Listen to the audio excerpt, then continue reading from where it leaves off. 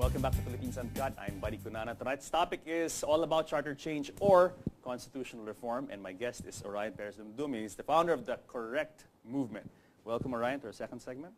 Thanks again. Now, we stopped in the first segment. We talked about the difference in a presidential and parliamentary system, specifically how people elect their leaders. Yes, yes. And we stopped by saying that when a person votes for their MP in a parliamentary system or member of parliament, he's actually voting for the party and the head of the party. Exactly. I mean, one of the ways that can make it easier for most Filipinos to understand how this system works is maybe to understand that this is a system where instead of the ballot being one where you vote for a president separately from your local district congressman, you are in effect actually voting for both. You know, you have like a selection box, and then there are two names. The name of the what do you call this? Basically, you're going to be taking the party, just voting for the party itself, which means you're going to be voting for the local representative and whoever will be the top manager of the country. But you know, here in the Philippines, the political setup is the MP really. It's more like it's almost feudal in the Philippines. So the person who runs as a congressman or let's say member of parliament under a parliamentary system would really be the local warlord. So in effect, you wouldn't really be voting for the head of the party. It would be primarily from the voters' point of view. You would be voting for the person, the MP, the candidate running for the parliamentary seat. Yeah. Oh well. In reality, no. In reality, yes. Now this is also why we are pitching, which probably bugs many people. That's true. That's true. And one of the things that many people don't understand is how the correct three-point agenda, the three stuff that we were talking about, actually works together. Because you can't just do one and then not do the other two. We've done a lot of research in our group that you need all three. You take one out, it's not going to work, or it's not going to work very well. So, for example, you just do parliamentary system, but you don't do the opening up of the economy. You don't empower the people. You don't empower the people. What happens is, without bringing in the foreign investors to come in, those local areas will still continue to be dominated by local monopolies owned by people from the same feudal families. Same feudal families who control everything. Yeah. They control the economy, they control the politics, they control, Exactly. control security. Yes. The entire machinery that makes a society run. Exactly. But if we actually open up the economy to allow foreign investors to come in, those foreign companies would set up MNC factories in those small areas, create jobs for people, and now these people will no longer be beholden to these traditional power centers. They won't have to keep on asking for money during a baptism or a funeral or a wedding. You know, this time they will earn. Kasal, binyag, libing. Exactly. This time, when they have jobs in their own little local hometowns that are maybe created by a huge factory that set up there, these people will now have their own salaries. Okay, they earn their own keep, and that makes them less dependent on these people. Let's talk about the situation in the country in general. From someone like you, who's obviously an astute political observer and analyst, and you living in Singapore and exposed to the kind of society there, very empowered society in a way, although Singapore is also very draconian, but still, I mean, still very empowered in many ways more than us. Yes. And looking at the Philippines, how bad exactly is the situation in the Philippines vis-a-vis other countries like Singapore in the region? Well, it's really very bad because when you just look at it, Singaporeans are... Singapore is actually the richest Asian country. It's the richest country in the world now. Yeah, right? well, Singapore is the richest maybe city. not in the world. I mean, but in terms of GDP per capita, within Asia, okay, it has actually surpassed Japan in terms of GDP per capita. So its gross domestic product per capita or per population is higher than Japan's. Well, if it surpassed Japan, I can think of only a few countries possibly in the world that well, can that's be true. richer than That's Singapore. totally true. Continue. But let's go on. With the situation in Singapore, so they are one of the richest countries in the world, whereas versus the Philippines, we keep on having to send OFWs all around the world, you know. It's reached a point where there are now too many Filipinos having to go abroad that we've flooded into other countries like Singapore now, okay? And we're causing actually some resentment. There, I was going to ask you about that, but I didn't know how to bring it up. But since you brought it up, I mean, okay, it's been in the news lately that there's been some resentment by Singaporeans for Filipinos. I mean, some Singaporeans, or ostensibly Singaporeans, have been very vocal on the internet, on social media, and they've been, to the point of really, I mean, showing great disdain for Filipinos. And there's another issue. I heard recently that they're actually protesting the celebration of Philippine Independence Day by the community on, was it Orchard Road? In Orchard Road, okay. yeah, in Ngian. What is that all about? Tell us about this. Yeah, well, you see, one of the things that's been happening is, this is a big change from when I first arrived in Singapore. When I first came there in 2000, Filipinos were generally well-liked. Okay, there was either two things. Either they looked down on Filipinos because of many of us working as maids there, but otherwise, a lot of them liked us because we did our jobs well, we integrated very well. Okay, that was before, because there were not that many of us. Okay. How many were there back then? I wouldn't exactly have the exact count, but it was so obvious that there were not too many of us, because before, in a company, you would have maybe just one Filipino or maybe two or something like that. And then we would always have to eat lunch with everybody else, right? And we would basically hang out with the locals. Many years passed later on, starting in 2005 when Singapore opened up more because they needed more people to fill in a labor shortage. The Philippines was the first to keep on sending so many people because of the fact that we are an ASEAN country. So people can easily go to Singapore without a visa, without right? Visa, sure. So they'd go there, stay there for 1 or 2 months looking for work, and then they'd be able to get a job. And then apply for a working visa. And apply for, yes. And then what happens then is, you start having so many Filipinos that, when a Singaporean wants to go to, say, a basketball court, before it's already Pinoys. Ang dami ng Pinoy. It's like overwhelmed. And, hey, this is my country. Why I cannot play basketball anymore? I mean, they're gonna. That's what's gonna happen. So no, it's inevitable. It's inevitable, and right? Singapore's a small place. It's a small place. Sure. And it's reached the point where there are certain areas that have become totally, dominated by Pinoys. I mean, like areas like in Orchard Road or sometimes, some of our kababayans, they speak so loudly also. So this is really a backlash of our inability to provide employment here in the Philippines for our people. So we have to export all of them, and they go overseas, and it reaches a point in a place like Singapore where, an equilibrium is no longer there. Exactly. In a way, it's actually our fault. Yeah. It's our country's fault. Okay, let's talk about the economy. Okay. Let's say a lot of people are scared about opening up the economy to foreign investment, to really opening it up. Are scared that, that if you allow all these foreigners in or access to our markets, to our businesses, to our industries, then there will be no place left for Filipinos. They're going to buy all the land, they're going to dominate all the industries because they have the money, they've got the expertise, the money, etc., etc., etc. So what is your reaction to that? My reaction is that's not true. Because first of all, countries like Singapore based their own economic development program precisely on bringing in foreign direct investors over to Singapore. So Singapore was very poor, much poorer than the Philippines before. And Lee Kuan Yew said, what are we going to do when we have so many people who don't have jobs, and the British bases are leaving, because the British bases back then was one of the main employers of people, and you had this multiplier effect. So he said, what are we going to do? So, okay, if these guys are going to leave, let's bring the foreign investors in because we need to create jobs. And I don't care that these are not Singaporeans. I don't care that they are foreigners. The fact is they create jobs. Our people can learn.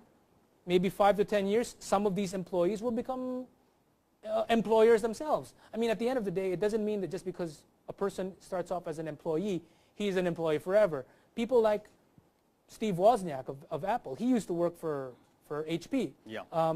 Steve Jobs used to work for Atari. So there's this whole thing about people who are entrepreneurs having actually worked for other people. So we just need to get the ball rolling. We need this cue ball, the white ball that gets all the other colored balls moving, getting in. So this causes the chain reaction. Bring in foreign direct investors, and actually all the other local industries will actually become active. How open is Singapore? I mean, can you own land there? I mean, it must be frightfully expensive because there's so little of it. It's possible to own property. There. Okay. It's hard also for ordinary Singaporeans to also own like landed property because it's so expensive. It's so expensive. So condos are easy, but for companies, for example, if you're going to set up a company, set up factories or something, then it's easy to to basically make use of land. Okay, yeah, but I mean, can they do it here now? I mean, with our special economic zones, with our, you know. My understanding of here is because we've totally banned ownership of land. Sure. You know, so it's not possible. I think it's only leases or. Yeah. No, for sure. Yeah. Yeah. So really, I mean, I wouldn't say so much the land is so much a big issue. I think the more important thing is the corporate equity, allowing business ownership. Because 100% foreign ownership of certain businesses in certain industries. Yeah, or at least controlling interest. Because you know, one of the biggest problems of the Philippines is that the people who framed the Constitution and all the laws that make all these restrictions, they were a bit on the swapang side, okay? They're a bit on the left side. On the left, or even the oligarchic side, you know. Also. So it's like the leftists and the oligarchs actually conspired together to create this constitution that actually bars foreign investment. Yeah. Which area specifically do you guys want to open foreign investment here in the Philippines? Well, what we want to do is we want to take it out from the Constitution. So take out all the restrictions from the Constitution. All restrictions. All restrictions. And then if you're going to make restrictions and say this has to be reserved, blah blah blah. Do it in the law. Just do it through Congress na lang. Don't embed it in a constitution, because we are the only ones who's doing that. You know, nobody else around the world has a constitution that specifically says 60% is reserved for locals. We're the only ones who do that. If other countries have something like it, they don't have it in the Constitution. So at least in the laws. if it's on the Constitution, then it becomes on a case-to-case basis. Case-to-case. And then we debate about it in Congress. Yes. Then we go to Congress. Exactly. For that. What we have right now is like a blanket, like and all or not and allowed. It stifles. Like it really stifles, and it discourages people from looking at the Philippines. Totally. Here's what happens. You know, I've joined in a lot of cocktails and all that in Singapore, and all these foreign expats come to talk to me and say, you know, we really like your country, we like your countrymen, you guys speak good English, you're very skilled. We'd like to invest in the Philippines, but your constitution doesn't allow us to do so. And then it makes it an easier decision for us to just move over to Indonesia or Vietnam, and sometimes hire Filipinos to become OFWs there. You mean tell me Vietnam has a freer, has a more open economy than we do here in the Philippines? Yes. Vietnam. Vietnam. Which is actually a traditional command economy. Yes. Well, Vietnam. They are communists still. I mean, officially. Officially, they're like China. They're like China. They're still run by a communist party, but on the other hand, they've turned capitalist. So that's the thing. So you can go to Vietnam and you can have you can open a business. It can be 100%. Yes, it can be majority foreign owned and all that. Yes. They don't have issues with that, because for them, you're going to be paying taxes anyway. Now, okay, Ryan, what is the future of this movement of yours? Because under this administration, from day one almost, President Aquino was really clear about it. Yeah, he's not too favorable on the issue of constitutional reform. He's not in favor of it. So what is your reaction to that? Well, I've been saying ever since, this is the only thing that he needs to do to erase all the wrongs he has done. I mean, I'm sorry to say, but he's done a lot of stuff that has actually made us look bad, and all they've basically been doing so far has been to cover it up with nice press releases and all that stuff about economic growth, when it's all just nothing but consumption coming from remittances that people like myself and OFW send. Now, okay, you based in Singapore, and what is the perspective of, coming from outside, let's say your colleagues in Singapore, how they view the Philippines? I mean, like, how do they rate the Aquino administration's 4 years in office? Because really, we're now going into May, and we really have just barely 2 more years of this administration left. Well, the fact of the matter is, a lot of people still can't get over the Hong Kong bus incident. So, and a lot of, I mean, you're talking about a society that is majority ethnic Chinese. So that still is a very black mark, and Absolutely. He hasn't done anything to actually fix it. This is the only thing he needs to do. If he actually does this, if he does constitutional reform, he can be like Darth Vader, who's bad for a very long time, but all he did, in the end, go to the good side. He went to the good side by killing the emperor. By killing the emperor. Yeah, I mean, he just needs to do that one thing, and he'll redeem himself. Yeah, because I mean, let's face it, a lot of people have been talking about constitutional reform, aka charter change, for successive administrations, but they've always come against roadblocks. I mean, and obstacles, and groups have opposed it really strongly. So I doubt. I mean, I want constitutional reform personally, but how do you see this moving forward? How do you see this being executed in reality? Well, what we've done in our in our movement is we've made use of social media to spread the word among thinking, educated Filipinos. So we're basically trying to say, okay, look, most people go against it because they don't understand it. Yeah. So let's tackle that part where they don't understand what it's all about by spreading the word, coming up with articles, and then people will, when they read it and they understand it, then there's going to be less resistance to it. I think a lot of fear also comes from when you talk about charter change or constitutional reform, people are scared that this will open the door again to the lifting of term limits of running for president, for vice president, et cetera, et cetera. You know. So that's what a lot of people are scared of. Well, the thing is, this whole thing about term limits, that becomes irrelevant when what you're talking about is a parliamentary system anyway. Yeah. I mean, it's a totally different system altogether. And in a parliamentary system, yes, a good prime minister can continue in office for a long time. And a good MP. Like you have people running for 7, 8 terms. Yes, right? they can stay on. Sure. But also, on the flip side, if they make a massive cock-up, they actually get thrown out immediately. Sure. Government can be dissolved immediately. Vote of no confidence. Yeah. Sure. It's an instantaneous thing. I think that term limit thing was put in because a lot of people were sick and tired of, let's say, someone being in office here like a warlord for successive terms, but all that is achieved actually is fine. Maybe the warlord doesn't run again because he can't, but his son does. Or his son, who's probably not as competent or qualified. That's one of the problems of the Philippines. We don't look. As a people, we are not very fond of looking at root causes and looking for solutions that hit these root problems. It's the symptom. So, we're always looking at the symptom. So, for example, we say, oh, we don't want this politician to run again, so we put a term limit. Yeah, but then we created dynastyism. So which is what we have now. Which is what we have now. Yeah. So, okay, this guy can't run, so he lets his son or daughter run, and then he's like the vice or something like that. I mean, what the heck? We just created another monster. And then when the son can't, then it's the wife or the son's son, and then it's ridiculous. Philippine politics, the landscape is littered with so many examples of this happening. And here's what happens. This is all because of the monopolistic economy. I mean, at the end of the day, all of this goes back to the economy. Sure. It's not even just politics. I mean, political rules are not necessarily the reason for why we have a political situation. Sometimes it's all economics. For sure. So, for example, these things like, it's the same families who are running all over again for office. The reason for that is economics. It's because they're the only rich people in that area.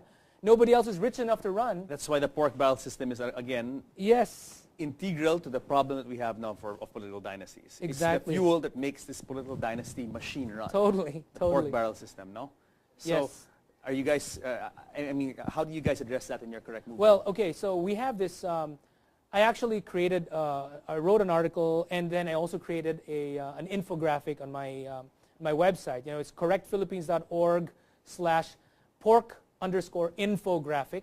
Okay, what it basically shows is all of the reasons for why the pork barrel exists is because of our present system.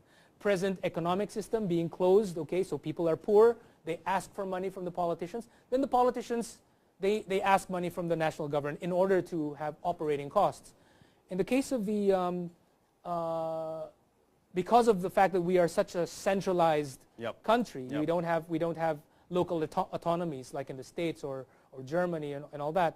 What we have is these local governments are all also looking for national funding as well. Yes. So that comes in the form of the pork barrel. And then number 3, one of the biggest problems is our presidential system. We have the separation of powers. Executive and legislative are not the same. It's so inefficient.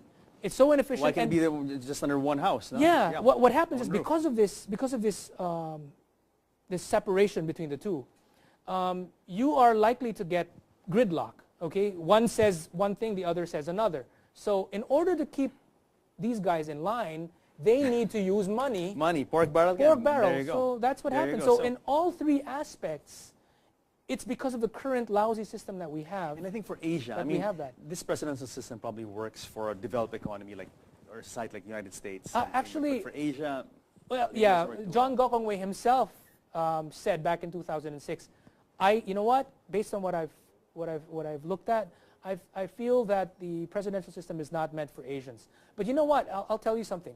the presidential system doesn't work for anyone either, not even the U.S. It's not good in the States either. Look, you saw what happened to their shutdown, right? Sure. That's because of their presidential system. Sure. In fact, the only thing that's keeping the USA okay is because they use an electoral college, which is quasi-parliamentary, and secondly, because they're federal. Yep. So, that's the one saving grace. That's a saving grace, and plus the fact that they are also the world's largest immigrant economy, nation. Yep. So everybody, either that person himself, or his dad, or his grandfather, or his great-grandfather is an immigrant.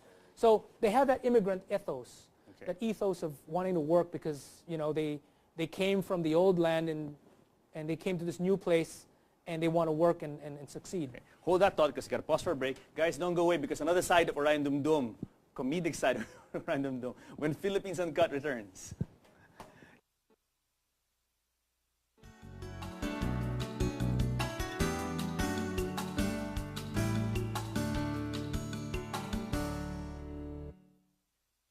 Of the country. But here in the Philippines, the political setup is the MP really. It's more like it's almost feudal in the Philippines. So the person who runs as a congressman or let's say member of parliament under a parliamentary system would really be the local warlord. So in effect, you wouldn't really be voting for the head of the party. It would be primarily from the voters' point of view. You would be voting for the person. The MP, the candidate running for the parliamentary seat. Yeah. Oh well. In reality, no. In reality, yes. Now this is also why we are pitching, which probably bugs many people. That's true. That's true. And one of the things that many people don't understand is how the correct three-point agenda, the three stuff that we were talking about, actually work. People will no longer be beholden to these traditional power centers. They won't have to keep on asking for money during a baptism or a funeral or a wedding. This time KBL, they will earn. Kasal, binyag, libing. Exactly. This time, when they have jobs in their own little local hometowns that are maybe created by a huge factory that set up there, these people will now have their own salaries. Okay, they earn their own keep. And that makes them less dependent on these people. Let's talk about the situation in the country in general. From someone like you, who's obviously an astute political observer and analyst, and you living in Singapore and exposed to the kind of society there, very empowered society in a way, although Singapore is also very draconian, but still, still very empowered in many ways more than us. Yes. And looking at this together, because you can't just do one and then not do the other two. We've done a lot of research in our group that you need all three. You take one out, it's not going to work, or it's not going to work very well. So, for example, you just do parliamentary system, but you don't do the opening up of the economy. You don't empower the people. You don't empower the people. What happens is, without bringing in the foreign investors to come in, those local areas will still continue to be dominated by local monopolies owned by people from the same feudal families. Same feudal family who control everything. Yeah. They control the economy, they control the politics, they control security. Yes. The entire machinery that makes a society run. Exactly. But if we actually open up the economy to allow foreign investors to come in, those foreign companies would set up MNC factories in those small areas, create jobs for people, and now these he's actually voting for the party and the head of the party. Exactly. One of the ways that can make it easier for most Filipinos to understand how this system works is maybe to understand that this is a system where instead of the ballot being one where you vote for a president separately from your local district congressman, you are in effect actually voting for both. You have like a selection box, and then there are two names. The name of the what do you call this? Basically, you're going to be taking the party, just voting for the party itself, which means you're going to be voting for the local representative and whoever will be the top manager.